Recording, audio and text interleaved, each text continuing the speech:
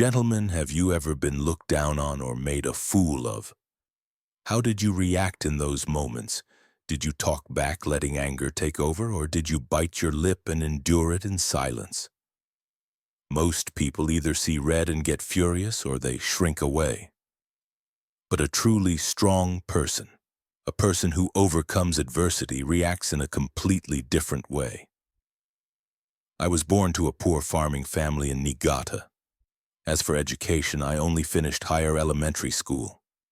I took night classes at Cho Engineering School, and that was it. Ever since I came to Tokyo alone at the age of 15, my entire life has been one of being looked down upon. I was labeled with everything: country bumpkin, uneducated, upstart. And I tasted humiliation. But each time, strangely, I grew stronger. Why? It's because I knew the 5 principles for when you're looked down upon. After I mastered these principles, something interesting happened. The enemies I had hated so much became my allies. The criticism I wanted to block out became cheers of support. And the humiliation I wanted to erase transformed into a shining medal of honor. Today, I'm going to teach you, without holding anything back, the surest moves I learned over the course of my entire life for when you're underestimated. So let's start with the first one. No matter what, do not react with emotion. When someone attacks another person, what do they expect? They want to make you angry, make you cry. That's how they want to feel superior. But what if, right at that moment, you smile and say, "Thank you very much"? The other person is completely caught off guard. There's no longer any point in attacking. Right after I had just launched Tanaka Civil Engineering, the construction section chief from the government office visited my leaky office about a permit. The section chief, while flipping through the documents, said this: "Mr. Tanaka, I'll be honest with you. It's impossible for a small-time operator like you to take on a project of this scale. Besides, I don't even think someone uneducated like you can read such complex blueprints." Rage welled up from the pit of my stomach, but I replied like this: "Section Chief, thank you so much. I'm grateful that you would so clearly point out our inexperience. As for reading the blueprints, if you wouldn't mind, could you perhaps teach me today?" The section chief said nothing, but that day, he stayed in my office far longer than planned and carefully taught me how to read the blueprints. As he was leaving, he said, "You're an interesting man. I'll see what I can do to negotiate this matter. If there's someone around you who looks down on you, first, take a breath. Then do the exact opposite of the reaction they're expecting. Instead of showing anger, show a smile. That alone will neutralize their attack. At the same time, it's important to occasionally reflect on whether you yourself are trying to retort out of anger." Next, the second principle: never get opponent's playing field. If you try to compete based on the values of someone who looks down on you, you'll only put yourself at a disadvantage. Therefore, you change the battlefield itself. This happened right after I was first elected, as I was walking down a hallway in the Diet Members Building. A senior Diet member, a graduate of the University of Tokyo's Faculty of Law, was walking towards me with his secretary. As we passed each other, the man said in a voice deliberately loud enough for me to hear, "Oh, Tanaka-kun, I hear you're strong in elections, but from now on it's all about debates in the Diet. I wonder if a higher elementary school graduate can keep up with legal arguments." I replied like this: "Sir, you are absolutely right. I have no formal education. However, I can see the faces of the farmers shivering in the Niigata snow. Even if I can't memorize the articles of the law, I know the suffering of the people to my very bones. Isn't it more necessary for a politician to truly understand the lives of the people than to debate with difficult words?" That Diet member said nothing and left. I heard later that he had complained to another member saying, "Don't underestimate Tanaka." I didn't fight on the battlefield of academic credentials.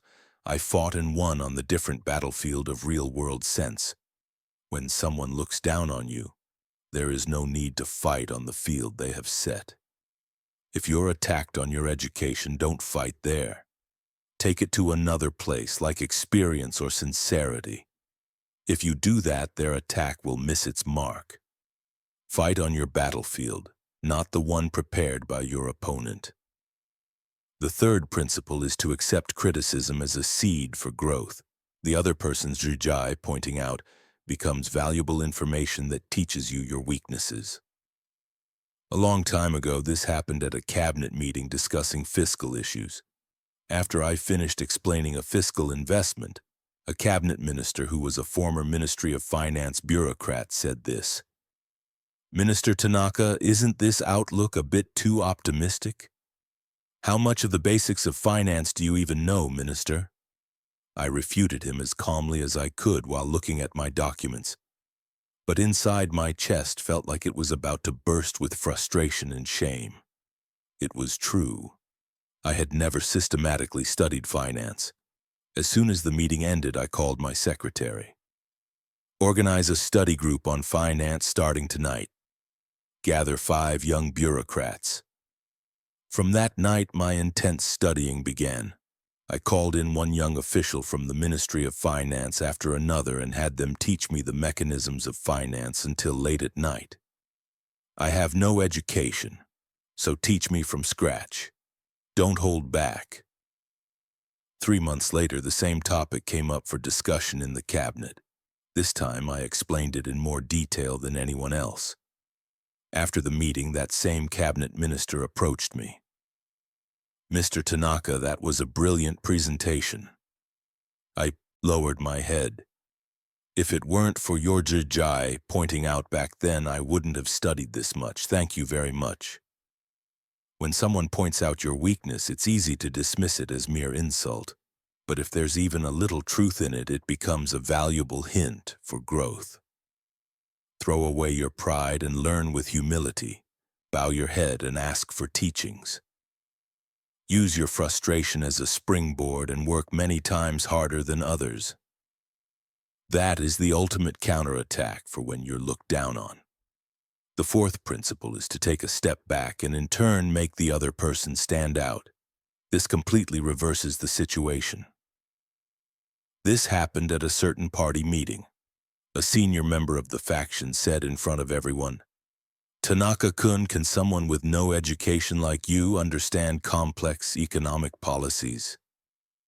Just as laughter was about to break out in the room, I stood up and bowed my head deeply. "Sir, I am grateful for the point you have just made. With your permission, I would like to have your words recorded in the minutes as guidance. I am grateful that you would guide an inexperienced person like me in front of everyone."